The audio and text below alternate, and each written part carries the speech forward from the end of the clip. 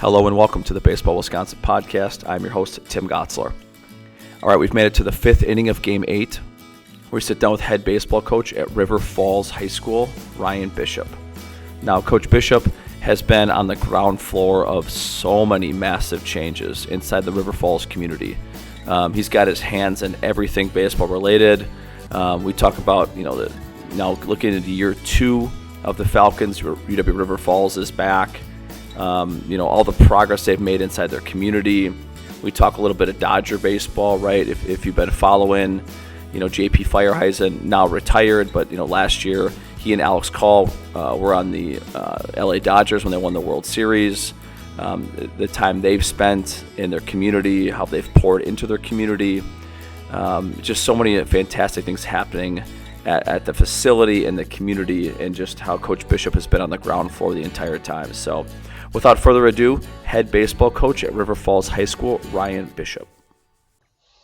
Hey, Coach. Hey, welcome to the show. We're so excited to have you on. Hey, for the listeners, why don't you give us your background, where you're from, where'd you grow up, and, how'd you get into baseball? Yeah, well, thanks for having me, Coach. Ryan Bishop.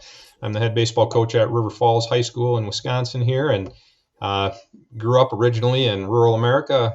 Gilman actually is the name of it, tiny little farming logging community, and was blessed to live and grow up in what I term the golden years there before there was so much more at stake. It felt like you could just go play for fun and all those things, and not that you can't now, but it was an awesome time to grow up. So grew up logging, farming, doing those types of things, and going to the park was that release to just go have fun.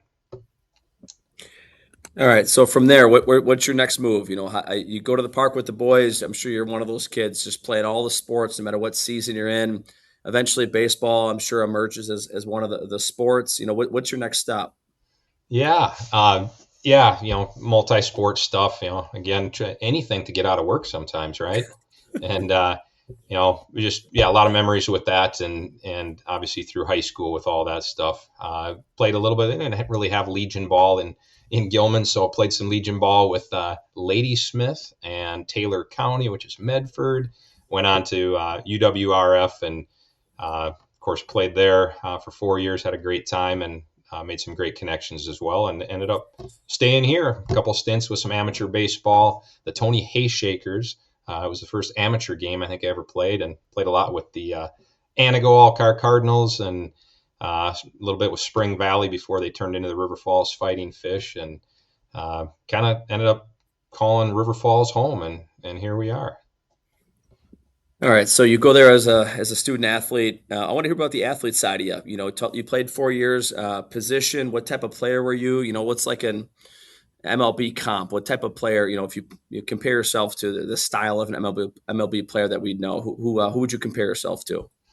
Yeah, well, probably a combination of a couple things. I think of just my upbringing in kind of rural America there, that blue collarness. I grew up logging, spent a ton of time logging in the woods, and just that mindset with my Uncle Ed, actually, who has been a role model in my life, and just kind of always that mindset of, working hard, attention to detail, but also having fun and joking around when needs to be. And so I think I like that's a strong combo that I have in me as well. But I'm also a perfectionist, doing a lot of those little things, more controllable sometimes as a pitcher and defensive player than necessarily a hitter, where you can't always control some of those things. So I'm very in tune to that as a pitcher, especially. And I know every pitcher is trying to throw strikes, but that's probably one of the things that came easy to me. And I obviously put a lot of stress with that as well. But I think some of that stuff just carried over into my coaching career. The small ball, do a lot of the little things to make the biggest difference. And, I think just a lot of that came from how you grow up and the people you grew up around with.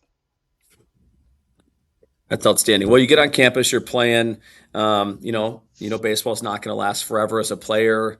Got to get a real job like the rest of us, right? Like, so how do you connect the dots to how do you get in the classroom? How do you become coaching? Walk us through that journey.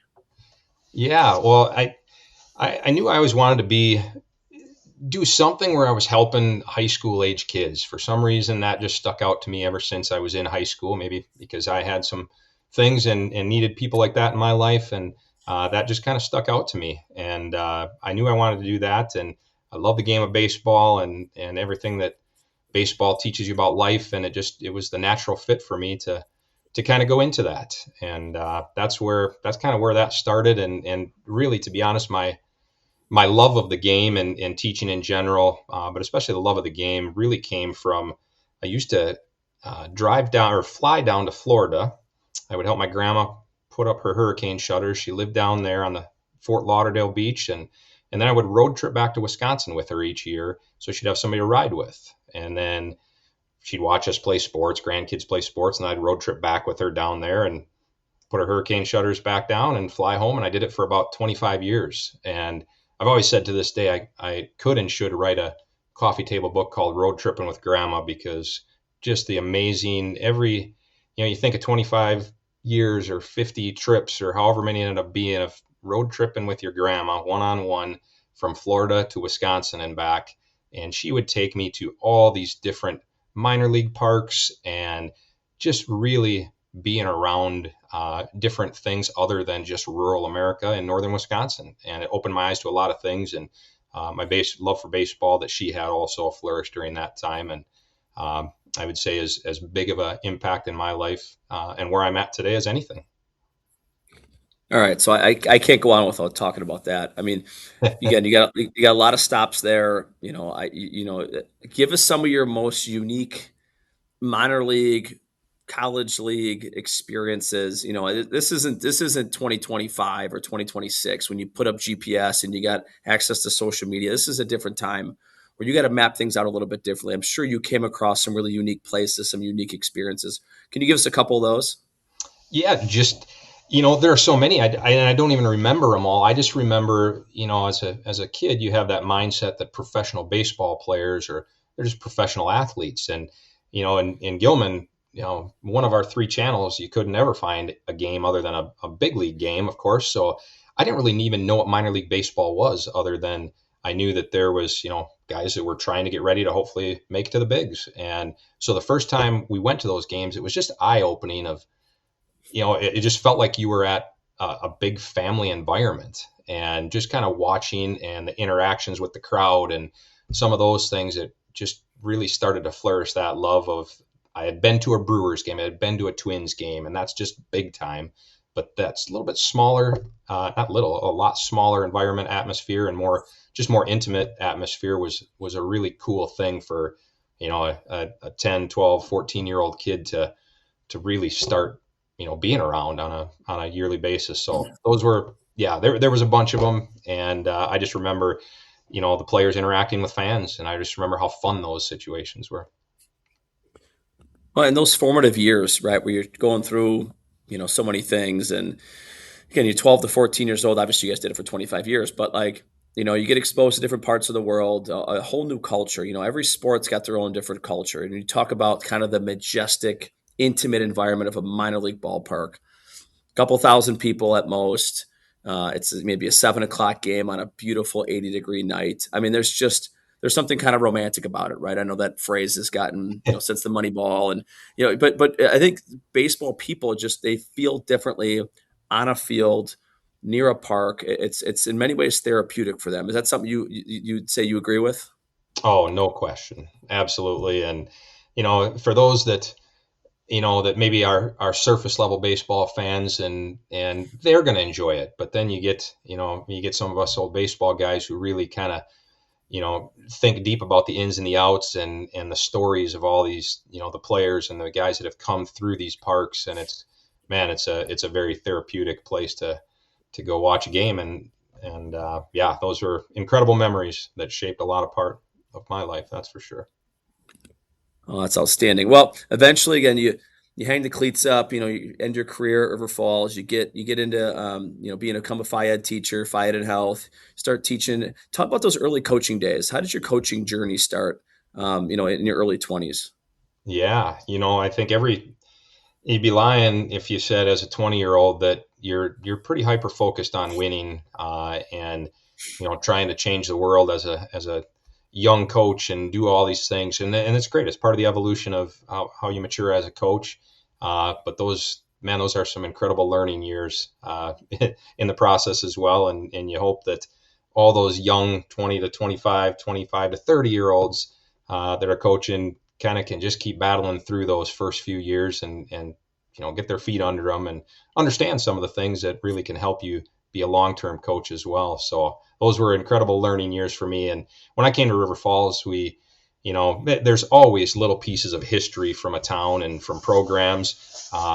And you want to build off things, some things you want to do on your own. And I thought we did a really good job with trying to, kind of make something our own at that time as well. So 25 years ago in 2001, we restarted or kind of reorganized our current youth baseball organization. We started up our dugout club, things that, you gotta put the right people around you to make dreams come to life. And, I was blessed to have a lot of people that were on board with what we were trying to build here. And it's all evolved and played a small part into getting us where we're at today with that. So yeah, it's been a fun journey over these last 25 years. Well, when I think about that, I think about, there's something got to be really impactful about you knew what it was when you got there, and you had to build it from the ground up. Because if you don't do it, it doesn't happen. A lot of other people they kind of inherit those things in a community. Yeah, they're putting their stamp on it, they're shaping it, but you're talking about building it from the ground up. These things that didn't exist, 25 years ago, and just to kind of water it and feed it over time. It's got to give you a ton of joy to watch just what baseball in your community has turned into. So when I talk about baseball in your community, what do you think of? Yeah, well, the number of people that are involved from top to bottom and have been involved. When I say we started these things 25 years ago, they've evolved, and it's amazing how many people are still involved, even though their kids are no longer in it. And the best example for us in River Falls is about 15 years ago in 2011, things were in a good place. We had just won a Legion State title. First time our amateur fighting fish won a WBA title that year. A lot of great things going on. We had rebuilt the high school fields. We did a bunch of cool things. And then we decided let's hit a home run here. Let's go big. And we established what we call now the River Falls Baseball Council. And that was kind of built on the heels of some of the momentum we had during that year and the people that we had in town that have always been a part of things since we started 25 years ago. And what's the next best thing that we can keep them involved with? And so that was it. And we ended up forming that group that is it does run our First National Bank of River Falls Field, our turf stadium. It oversees a lot of things in town now. And that all, it really started 15 years ago, but it really, really started 25 years ago when we established the Dugout Club and kind of evolved a little bit later into a baseball council as well. So we've got this awesome field. We were the River Falls Nonprofit of the Year a couple years ago. I believe in 2024, the WBCA Distinguished Service Award was that group. So just a lot of people doing really cool things that I can just sit back in a lot of ways and just watch what has evolved and kind of help steer things, but not feel like I have to do everything. And we got amazing people in our town that have just grabbed the bull. And when you think of you're going to build a stadium, not just a field in a field, but an actual stadium with a grandstand and turf field, you think you got to have a lot of big pieces into place. And I asked 20 specific people if they would be willing to help get this started and be the first group on the River Falls Baseball Council. And this is what we're going to try to do. And not one person that we asked said no. And very few, if any of them, even had kids in our program anymore. They love our community and they love baseball in our community. So, I know it's cliche to say you're incredibly blessed when you're surrounded by that, but I don't know any different. And I have a hard time thinking every community is just like that. So really, truly blessed. Well, and it's not. That's the thing is like that has to be cultivated and formed, and people want to be part of something bigger than themselves, but it's the right people with the right intentions. And like you said, oftentimes when you got young parents with young kids, oh yeah, we're in, and they think there's maybe sometimes an agenda, and how does my kid benefit from this? And we all go through that, right? You kind of have your radar up at all times of what is the intent here, but then to bring 20 people in 15 years ago that were connected to the program, but their kids are long gone. They're in it for the right reasons. And then for you, you must be like such a catalyst to good in that community because you can't do it all. You have other obligations, but for you to be there and get things going on the ground level, it's got to make you feel great when you sit back and look and think this thing just kind of operates itself. Because you do wear many hats, right? One of the hats you do wear is you are the head baseball coach at the high school. So why don't you take us into your program right now? What do you look like? What's the kind of flyover? How many kids come to tryouts? How many levels do you keep? Walk us through what the high school program looks like. Yeah, sure. Our high school program, we're kind of that, what I like to say, it was a really big town when I first moved here from Gilman, but in the big picture, it's probably more of a middle-sized town. We're usually right in that 950 to 1,050 for kids, so it's plenty big. But we never had to have cuts for the first 10 or 12 years, and now we've actually had to make player cuts for the last 10 to 12 years. So we end up with about 60-ish that try out, couple-day tryout, couple days of team placements. Usually after the first week, we feel pretty good with moving forward with our levels. So that's kind of how the high school kind of works in that sense. And then what was the second part of that question? Well, I just actually, like when it comes to tryouts, like, how do you guys structure it? Again, there was a time in which you just kind of did team placements and splits, and now you've grown the program to a point where you got kids coming into ninth grade, you got 60 something kids. How do you structure your tryouts? Let's just go back to that. Yeah, you bet.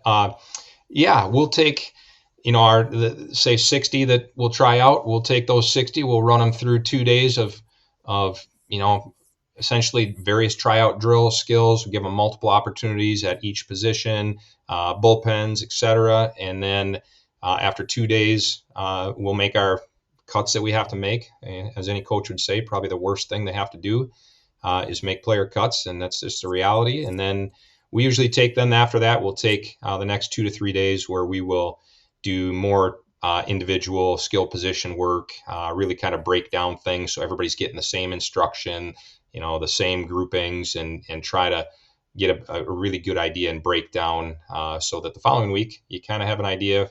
Everybody's on the same page with things. All three levels are, going to be working on the same types of things, and the kids all know what those drills are, those skills are that they're going to work, whether they're with the varsity on a day or whether they're by themselves with, the freshman or JV as well. So that's kind of that first week. And then, how spring baseball goes. If the weather permits, it's scrimmage the end of the second week and it's game on, and it just flies. So making sure kids' arms are ready is number one priority with that for sure.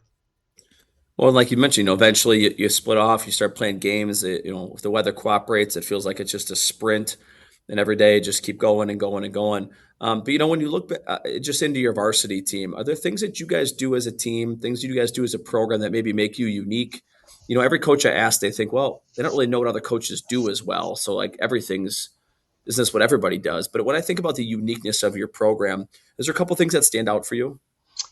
Yeah, every program's got their uniqueness, and that's what makes it really cool. And I think, as time has evolved, I've had the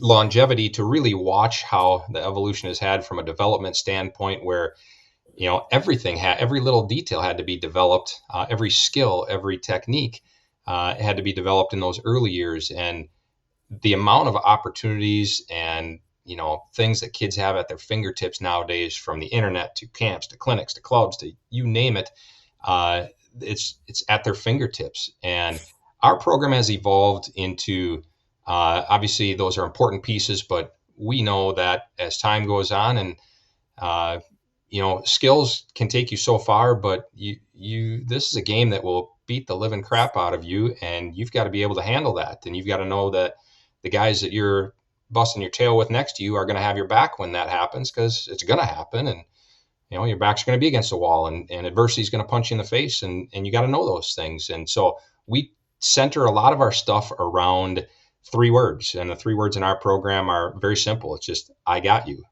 And, again, it can sound cliche, but the reality is, if you know that the guys next to you have your back, you're more willing to put yourself out there. You're more willing to bust your tail. You're more willing to have a less fear of failure. You're more willing to be able to battle through adversity when things don't go well. And you're more willing to lay yourself on the line for them, because they've got you, and vice versa. And we found that over the years, that's been kind of the trademark of what we feel is a very strong part of our program that has helped us, regardless of skill level, regardless of having a blue chip talent that year, that we're going to be competitive, and we're going to do all the things right. And we don't need to have guys throwing 92. We don't need to have super talented guys on an every year basis. We're gonna compete, not with each other, but for each other.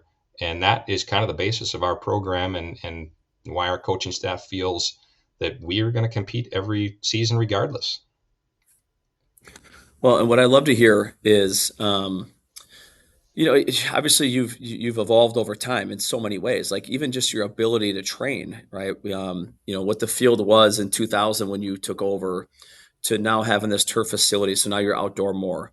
I know you guys had a big change that happened with your indoor space. So it's probably, had you guys said, hey, we have these new opportunities. We're talking about player development, giving our kids the best experience. As you just think about like how you've evolved as a coach, what comes to mind throughout the years? And obviously, you can tuck the facilities portion into there too. Yeah, just,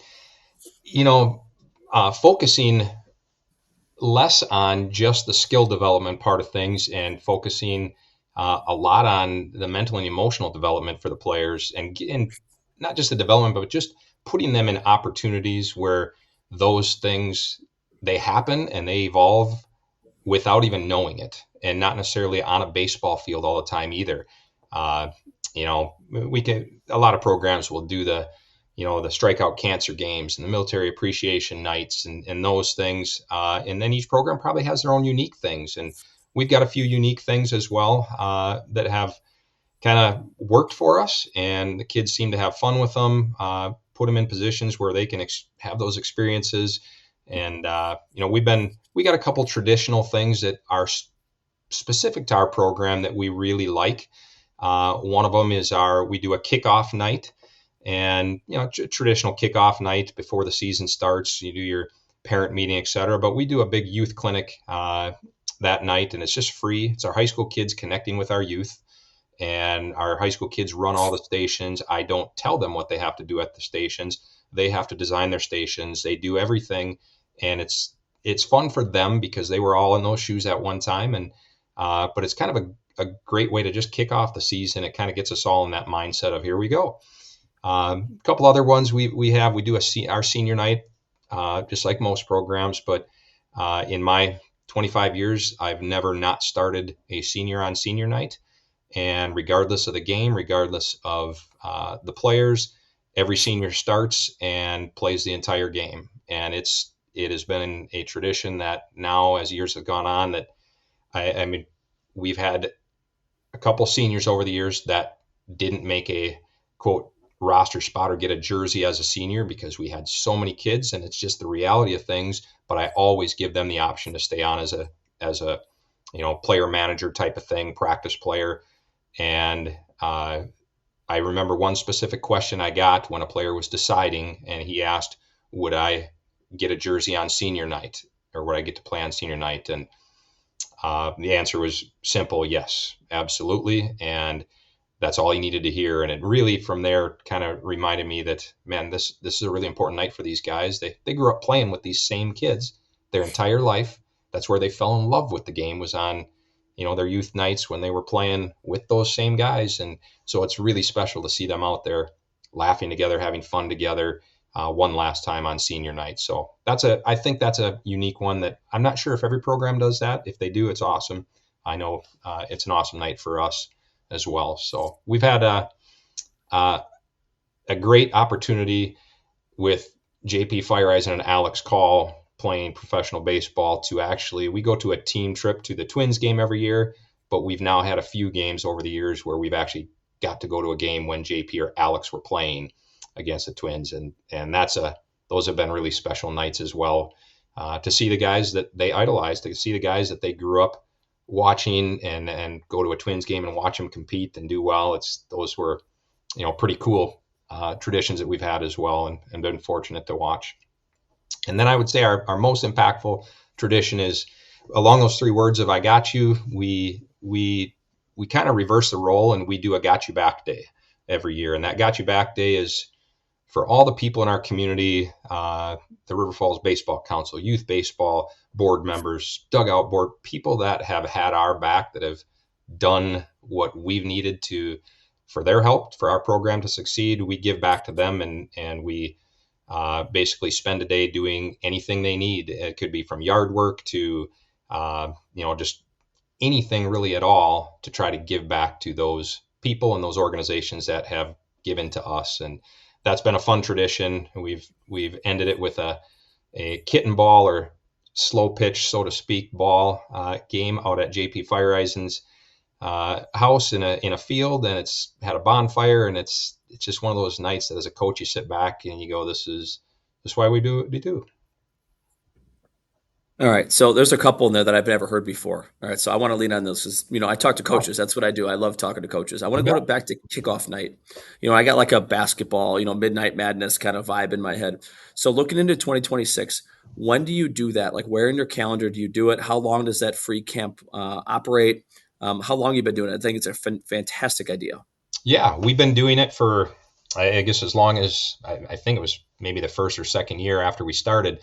So we do that, and we usually do it the first Sunday night in March, which is a couple weeks before the season starts, and it's officially done with February. And so that's when, with the timing of it, and kind of, we get all the youth there. They do all their parent meeting night at the same time. It gives me a chance to talk to the youth parents in our auditorium crowd, and just give them a brief address, and then do the youth camp, and our kids, like I said, run those, and we do our high school parent meeting. It's not a midnight madness till midnight or anything like that, but we got somebody that comes in and sells apparel, and we got a bunch of apparel for sale and equipment and trial stuff, and it just kind of just gets the vibe going that here we go. So that's kind of the background of that and how that works. Fantastic. And then Got You Back night. Do you pick like a warm night, that you can anticipate, like end of May, towards the end of the season? How do you choose the date there? And then how do you solicit what people are looking for? Is that your whole program? Is it parents? Is it just players? Is it just varsity that does all the serving on those nights? Yeah, well, our players and coaches, we're the ones that reap the benefits of the dugout club, the River Falls baseball. We get to play on an amazing field. We get to, have a team dinner on it. We get all these really cool things. And so it's players and coaches. And then we always pick, it's usually like the third Saturday in May. I think it's usually the Saturday before Memorial Day weekend is when we typically do it. And that's kind of just the timing that's always worked out. It hasn't always been perfect. We've had to, move some things around. I think one year we had our school custodian, and we worked out on his farm. He was chalking our fields back when we played at the high school, chalking our fields all the time. And so we went out to his farm and had a large group out there, spent the day. We did everything from, cleaning the barn to painting fence to, scooping cow crap around. And it was one of the more fun days and opportunities I've ever watched our kids. I mean, it was just a day on the farm of working for our custodian, and it was really, really cool to see. So each year we look for different things. That year it was, we chose him, and among many others. And this year we're actually working on them right now. We're trying to figure out exactly, which places we want to go, and then we'll start asking, and our dugout club will help put some things together as well. And it just kind of all pieces together as we get closer. I mean, that's a phenomenal idea. Like I think one of the things when people listen to these episodes, they look always looking for nuggets. It's like a coaching clinic, and I have to imagine you're going to start getting some emails and phone calls about that one because that's outstanding.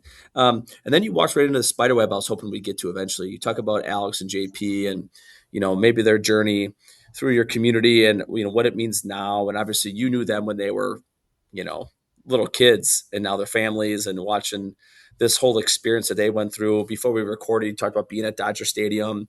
So yeah, when I bring up Alex and JP and this such unique experience that they're going through, that you're going through as someone who got to coach them, what's going through your head?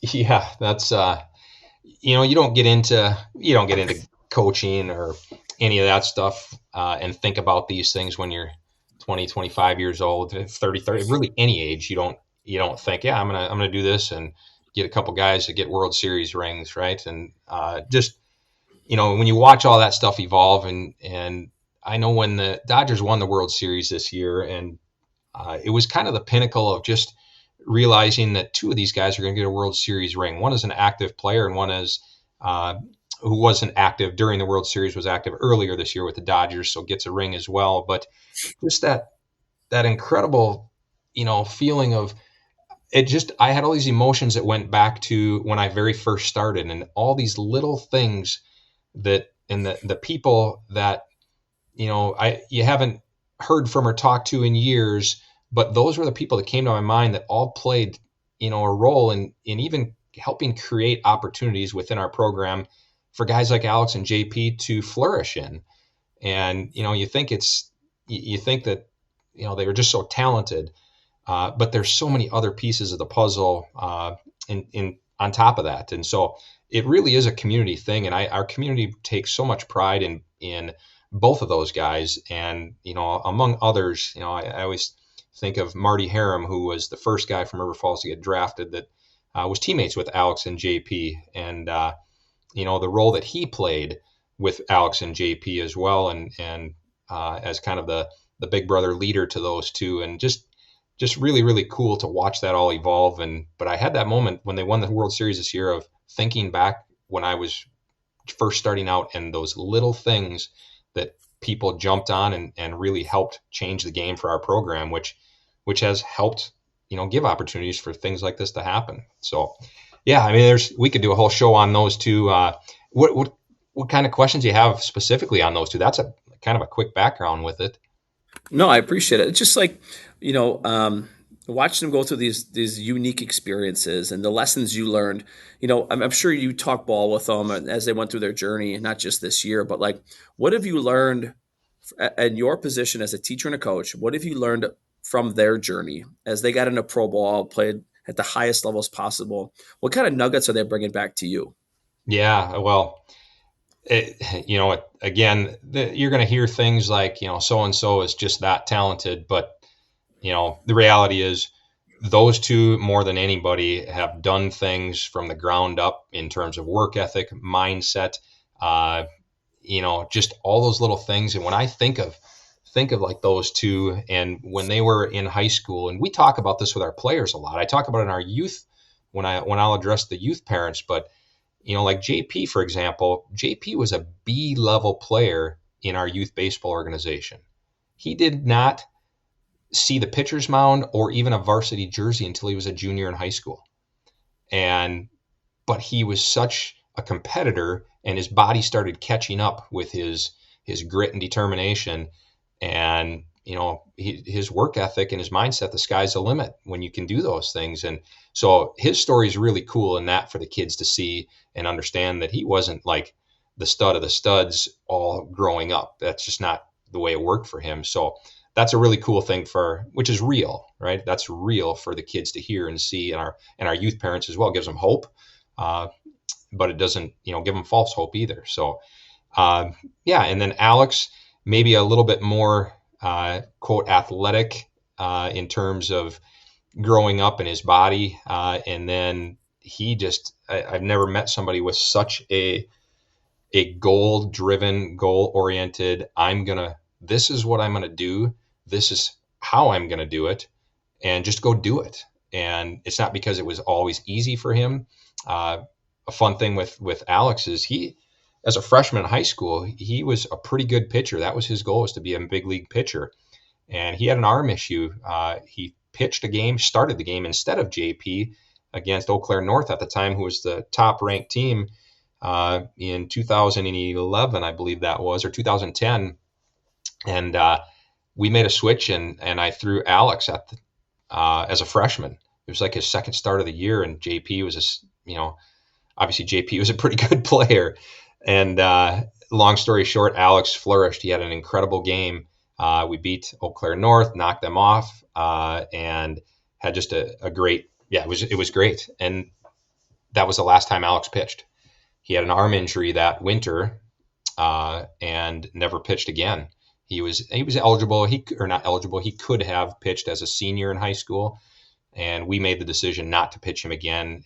There's too much at stake for him. We had turned him into an outfielder at that point instead of a shortstop pitcher, and get his arm behind his body at the doctor's request. And he was no longer going to be a big league pitcher because it wasn't an option. He was going to be a big league outfielder instead. And I'll be darned, that's the mindset he had, and that's exactly what he did. But that wasn't easy for him to be told he's not going to pitch anymore and have to change everything, including his dream of being a big league pitcher at that time. But that's the type of mindset, that he had, and which sticks out for both of those guys to have those type of mindsets. Determination and grit they're really cool for our guys to be able to see, for me to see as a coach. It inspires me to make sure I'm always giving every kid every ounce of hope that that they're all worth. And it was funny, for Alex last year, 2 years ago, he came and spoke to our guys in the dugout. He was playing with the AAA team, and they were going to play the St. Paul Saints, and he came to our field. I didn't even ask him to. He just showed up at a practice before the game and talked to our guys. Ironically, we had a rain delay in practice. We all had to go scrambling in the dugout, and we had a half an hour rain delay where we had Alex Call, who had already played some in the big leagues, former Wildcat, and he's just talking to our players for a half an hour about, grit, determination, life, never giving up, hope, just everything that you want. You want to relate yourself to the kids, but that it's going to be worth tenfold if it's coming from somebody like that. And then all of a sudden the rain stopped. Alex had to go to his game, and we walked back out on the field, a turf field at that time. It was freshly turfed, and practiced like we didn't skip a beat after just talking to a big leaguer. And it was one of those, after the practice, we had a chat with our guys of, do you realize how that just unfolded? Like, we just have a turf field that we're practicing on. We got to go hang out with a big leaguer, talk about life while it was raining, and then as soon as the rain was done, we just come back on the field and practice. And we have to remind our guys how lucky we are sometimes with those opportunities. But that was just kind of one of those that was really cool. And then the very next day, Alex got called back up to the big leagues. And for our guys, they were so excited when we saw that, and Alex called me, and they were so excited to hear that because of the conversation he had with them the day before. And it just, we're just blessed to have guys like that as part of our program that continue to give back. And JP just retired about a couple of weeks ago, actually. He announced that, and he had an amazing career. He was one of the best big leaguers in the big leagues for a full month there before he had his surgery, and gets a couple World Series rings out of it. And now he's back in town. He's going to help us this spring. He's got a foundation in town here that is Opportunities for All, and I'm on his board with him, and just really cool stuff that our guys in town get to see on a daily basis and feel the impacts of from those two guys, and myself included. Well, I mean, that's just, it got me thinking about, right, when they're with you and they're in your program, and again, two very different stories. Again, B-level player, doesn't touch the mound until he's a junior in high school. Alex has had a little quicker trajectory, but like, once they get out of this amateur space, it becomes so transactional, right? The whole world changes, right? This is as cutthroat can possibly be. Injuries, call up, down, up and down. You have Latin players. It's an international game. Like, and they're going through this time in their life where they're dealing with all these changes, and they're on that bus by themselves or in that hotel by themselves. And I think probably there's some lessons to be learned there in life, because sometimes we just see the big leagues. Oh my gosh, these players, these 26 guys, World Series rings. But the journey along the way, there's so many lessons. So, what nuggets did you grab out of those? I'm sure you were involved. Some late night text messages, a stop in here and there. When you think about those times for those guys, does anything stand out to you? Yeah, those guys are. I think of their minor league. They're what we call, both of them are what we call journeymen. None of them made quick trajectory to the bigs. They grinded it out. They didn't have all the glory. They made a stop at every level of minor league baseball, sometimes backwards, sometimes forward, sometimes, the IR, all those things. And I can remember going to visit them and stay with them. And I drove with JP to spring training in Arizona one year, just so we have somebody to ride with, and spending 2 days in the vehicle with him. He and I do a lot of things together, hunt, fish, etc. But that 2 day road trip with him heading out there was was a pretty incredible time to just really just he and I be one-on-one for 2 days straight, and learn a lot about that and talk through things, and really get the inside scoop on things. And Alex is the same. It's fun to have those conversations with them and share those conversations and the types of things that they're just constantly learning. I think of the COVID year when they were both, minor league, getting ready to hopefully break through into the big leagues, but now the season's canceled and they were back home. And I can remember being up at the ballpark with Alex, feeding him in the machine and just listening to him talk through what he's looking for in his own video analysis that he had as he was videoing himself, and walking with JP and his bullpens and just everything that played a part into that in that year of that COVID year for them, where a lot of people just took off and that was their year to take a break from things. And man, those two grinded and worked every single day. And it was really cool to see that right here on our home field, and our kids get to see that as well with that. So yeah, I there are so many different things with those two. Like I said, you could have a whole show on them. Alex, he did a homegrown camp last summer here in River Falls. He asked me if he and I have been chatting about doing a camp, and he asked me about doing a camp and doing it when he was coming back to play the Twins. And I said, Alex, we can wait till the season's over. You don't have, it's pretty busy. During the season, you got a game that night, it's not that big a deal. And he's like, no, I don't think it would tire me out. I think it would energize me. I'd really like to do it. And so, all right, well, then I'll make it happen. So we put a homegrown camp together, and JP worked at Marty. We had all these guys working at it was all homegrown River Falls guys and big name guys. And we put a great camp together and had a great time. And Alex goes out and has a series of his life against the Twins, and he's player of the game one night. He hits a home run.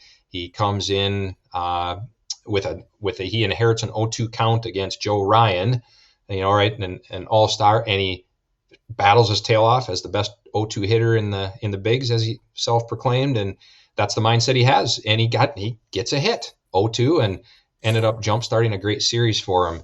So little things like that I just kind of continue to sit back and I learn and watch and how they handle themselves and how they just go about their routines and their daily life and their families, how important of a role they played in their journeys. And watching Alex I'm a Brewers guy, thick and thin. I grew up in rural Wisconsin, but watching Alex play with the Dodgers against the Brewers, and what we've all been waiting for a long time, right, for the Brewers to get to have their chance. And that was difficult, but not like people always asking, who you got, you're a Brewer guy, but Alex, and there really was no question. I love the Brewers, but I love my players. And so there was no doubt who I was pulling for there. And so to get to go watch that and be a part of that journey and go on the field to celebrate an NLCS, and, that Alex wanted me there. He's always said, I'll always have a ticket for you. And, World Series comes around, NLCS, and he's got a ticket. And my daughter goes with me a game, a different daughter another game. My wife goes with me to the World Series. And, our family has really gotten, some pretty special things with not just these two guys, but other guys as well. But, this year was kind of the pinnacle to be able to be at some of that stuff and watch your player in the That's process. That's just amazing. And it's been a couple of years of a lot of positive things happening in your community, the baseball side. Obviously this being highlighted with Alex and JP, but what are some other good news coming out of River Falls area? A lot of positive changes happening in your program and in your community. Yeah, we've got one of my favorite things to do is to watch my former players continue to play the game they love, and if you're blessed to do that in a professional level, great. You might have a small window during college years, but we also have a team in town, the River Falls Fighting Fish, that we kind of started back when we were, we had a bunch of guys that wanted to keep playing the game in town, and they were all playing for different towns. And so we got, a group and we brought the Fighting Fish here, and a player at the time, it was a player manager, Josh Item, grabbed the bull by the horns, and we brought the Fish to River Falls. And now I get to watch my players play almost every night of the summer if I want to on our home field that they helped build. And it's really special to be able to do that. And my wife, she runs our Liney Lodge concession stand. My daughter's a manager there. Our family just kind of lives at the ballpark, and the Fighting Fish have been a big part of that as well. So that's a big one. They've won. I think they were just, that might have been their second or third state WBA title, which is up here. That's the Wisconsin Baseball Association, and is kind of the team to beat and reckon with in the northern half of the state, I would say. So it's fun to watch my own players do that, and just everything that has evolved around them. The River Falls Baseball Council, we're looking at doing putting a video board on at our stadium. With the turf has just exploded things from college rentals to we now host Challenger League games, which is another amazing thing, a tradition our players do. We help out with the Challenger League on Sunday evenings in July. We're going to do a big night this year, a Challenger League night, where we're going to include the Fire Eisen Foundation and do a camp ahead of that combines our youth players with our Challenger League players in the area. And yeah, just there's so many cool things that are happening that you never dreamed possible 26 years ago, and it's pretty special to watch. Well, and as a alumni of the program, it's back. Now you're going into year 2. Right, Coach Bartlein. What does that mean to have UW River Falls back on the field?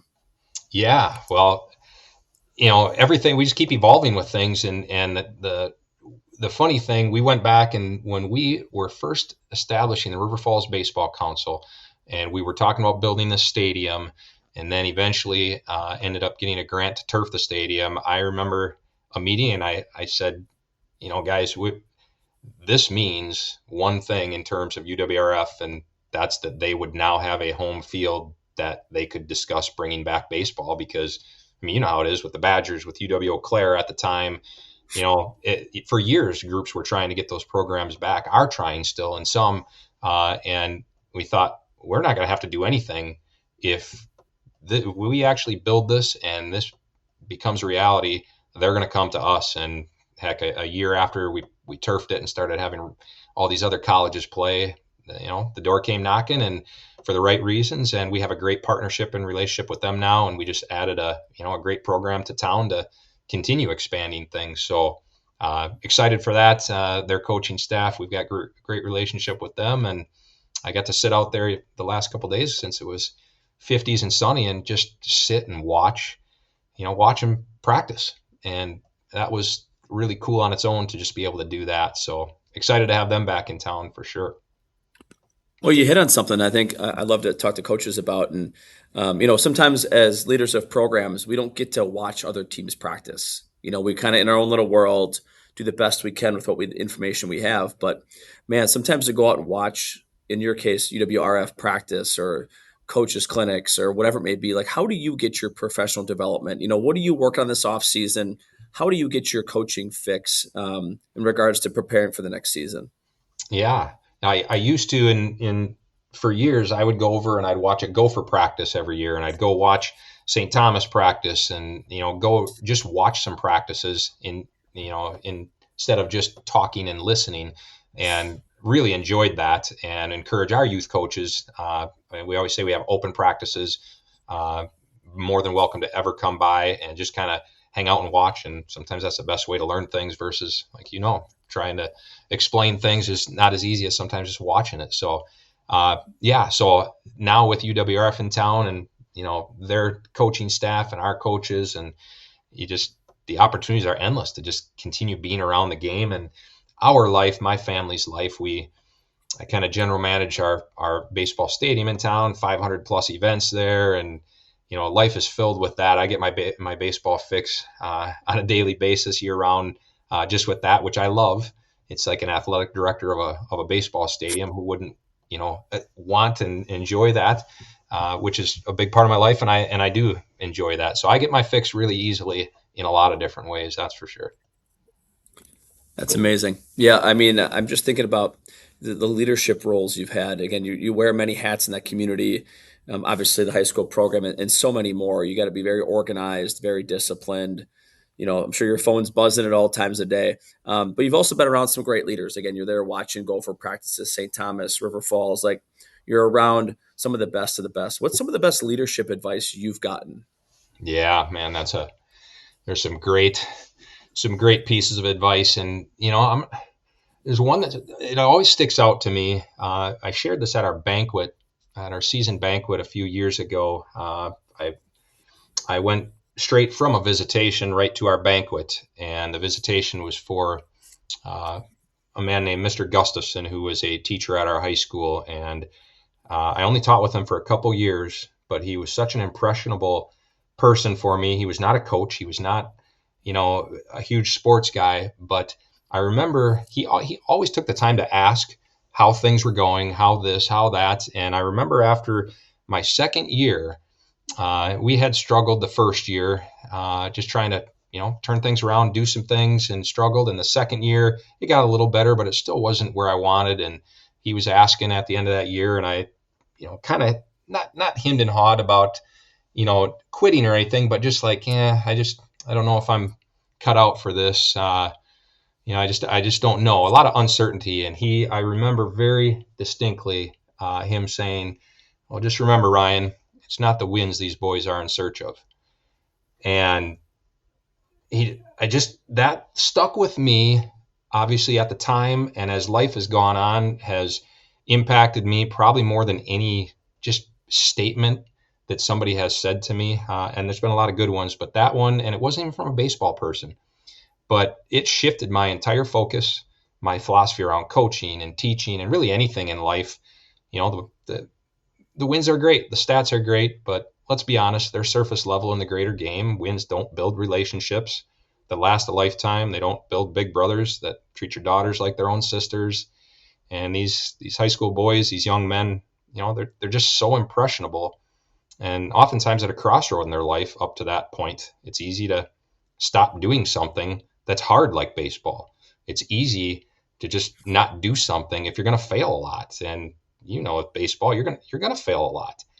But if you're playing for more than a scoreboard, if you're playing for your brothers rather than with them, it's game changing. And in the reality, it's life changing. It was life changing for me. It was life changing advice for me, and a lot of great things over the years. But that one has stuck out to me for sure. Wow. All right. Well, I'd be remiss if I didn't go back to that. I mean, that's powerful. So, you dad, teacher, coach, you're around young people all the time, and like I said, some people want to win and, again, it's very surface level.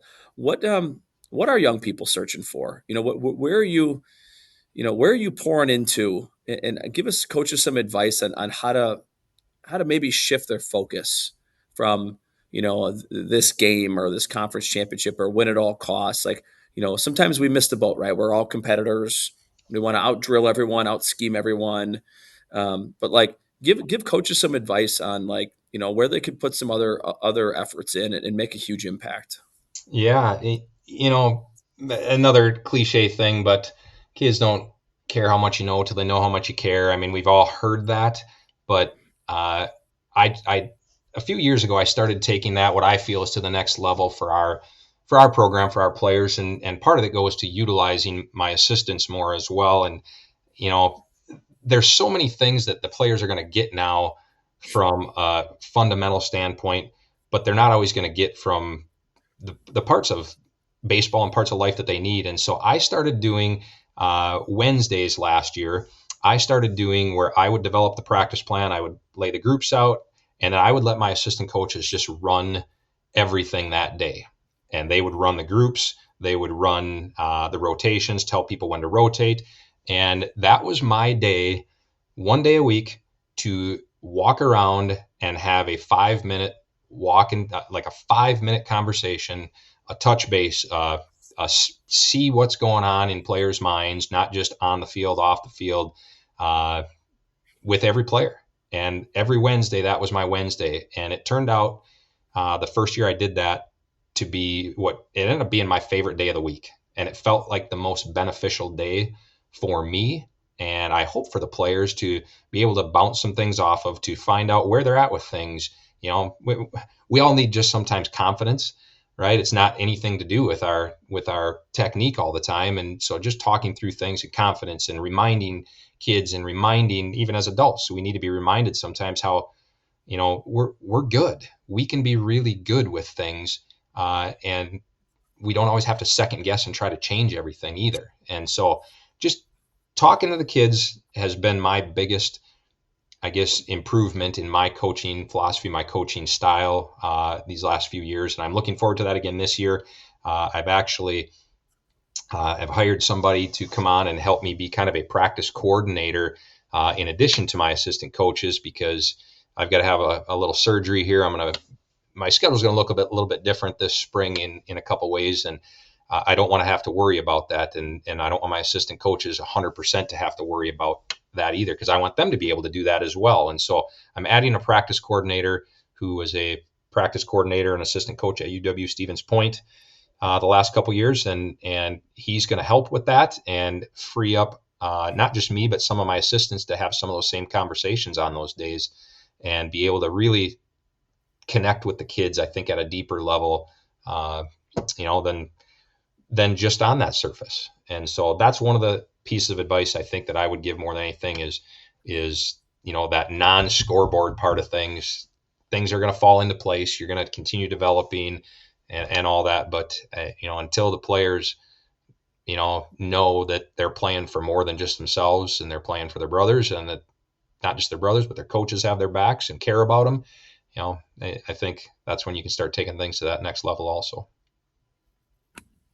Well, geez, Coach, I could have just ended it right there. I mean, that's about as good as it gets. But my last question is the Brian K. $1 million question. I just peeked up. We're looking at an hour here, and you kind of walked us into some of it. But what do you know now that you wish you knew when you started? And you already gave us some about relationships and building the whole person and taking time to really talk. Maybe just empty out your pockets. Send us off to the outro here. I'm gonna cut my mic. What else you got for us to lead us down a better path? Yeah, we talked a lot about the players. I'll end this one. I wish, and it's not that I didn't know it then, but I didn't utilize it as much. And that's utilizing the people around you, like my assistant coaches. And again, it's not just utilizing them, it's trusting them. We do our best to surround ourselves with the right assistants, with the right booster parents, with the right people in general. So why not utilize them and put your complete trust in them? We ask that of our players, right? And it's not that I didn't trust my assistants or anything like that. I guess that's part of just being a perfectionist also. And I needed some time and experience. But, when I first started and 26 years later, I would say that's definitely one thing that has evolved. And I know this year 26 will be my ultimate test, just based on, some things coming up, and I'm going to have to lean on them. And I'm excited for that because I know they're ready for that even more than what I have. So utilizing, not just utilizing, but trusting those people around you because we're all pulling the same direction. And there it is. Huge thank you goes out to Coach Bishop for jumping out with us today. Like I said, just some really cool stories. I think to me, it's one of those, where can baseball take you? The game that we've just fallen in love with, the families you meet, the kids you work with, the opportunities it opens in your life, is something that I think sometimes we take for granted that, other people don't get to do. But because of the game, we get to meet these people, have these experiences.